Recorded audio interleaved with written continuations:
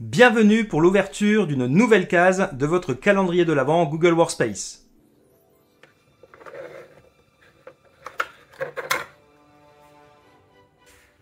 C'est possible de transformer un diaporama en vidéo?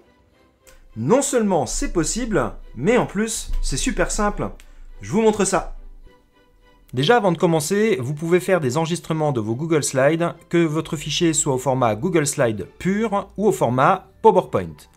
Vous le voyez ici, l'extension PPTX ne m'empêche pas de trouver le bouton REC qui me permettra d'enregistrer une nouvelle vidéo.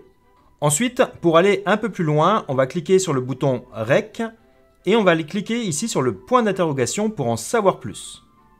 Vous pouvez déjà noter que vos présentations ne peuvent être enregistrées qu'avec le navigateur Chrome. Cela dit, vous pourrez afficher, partager et supprimer les enregistrements depuis n'importe quel navigateur. Ensuite, vous constatez que chaque enregistrement est limité à 30 minutes. Vous notez également que les informations sur les enregistrements ne sont pas disponibles dans l'historique des révisions. Vous notez également que si vous n'avez plus d'espace dans votre stockage drive, vous ne pourrez plus créer d'autres enregistrements. Et enfin, vous devez avoir à minima un rôle d'éditeur sur les diapositives pour pouvoir créer un enregistrement. Je vous propose de revenir sur une présentation et de lancer un enregistrement pour voir comment ça fonctionne. Je clique alors sur le bouton REC, puis enregistrer une nouvelle vidéo. Faisons un petit peu le tour de l'interface. Vous voyez ici que l'enregistrement est limité à 30 minutes. Vous constatez que mon micro est bien reconnu puisque je vois les petites barres bleues s'afficher. Je peux ici couper mon micro ou le réactiver et je peux afficher ma caméra ou la refermer.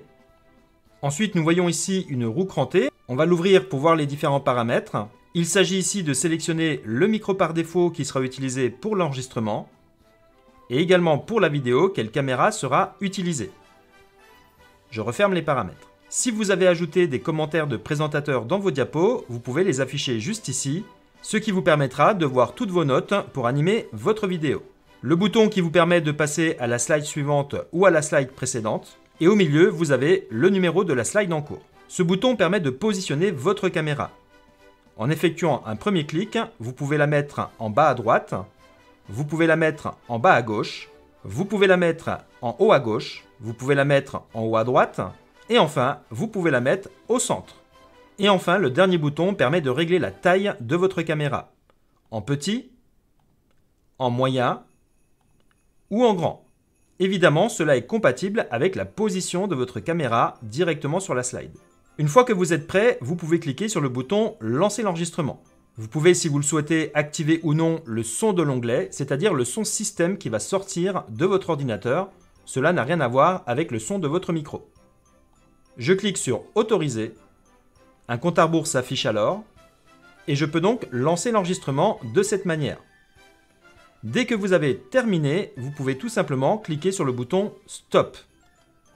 Finalement, ce n'est pas un bouton « Stop », c'est plutôt un bouton « Pause » puisque vous pouvez de nouveau cliquer ici pour reprendre l'enregistrement.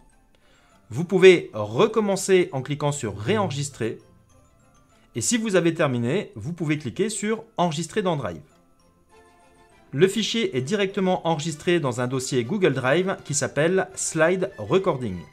Vous voyez le traitement de la vidéo en cours avec le titre du fichier. Vous pouvez enregistrer une nouvelle vidéo. Vous pouvez cliquer sur les 3 points pour renommer votre vidéo, la supprimer ou copier le lien pour pouvoir le partager à d'autres personnes. Et juste ici, le petit 1 vous indique qu'une vidéo est disponible sur ce document. Si je reviens dans Google Drive et que je cherche le dossier qui s'appelle Slide Recording, juste ici, je trouve bien ma vidéo présentation Google Workspace Fast Learner. Le format de cette vidéo n'est pas un MP4, c'est un .webm. C'est un format très léger, spécifique pour les vidéos sur le web. Évidemment, vous pouvez partager ce fichier comme n'importe quel autre fichier Google Drive en cliquant ici sur le bouton « Partager » et en ajoutant des personnes, des groupes ou des événements d'agenda. Voilà, dans cette vidéo, vous avez vu comment lancer un enregistrement vidéo d'une présentation Google Slides. Merci d'avoir regardé cette vidéo jusqu'au bout. Je vous dis à demain pour une nouvelle case de votre calendrier de l'Avent. Ciao, bye bye!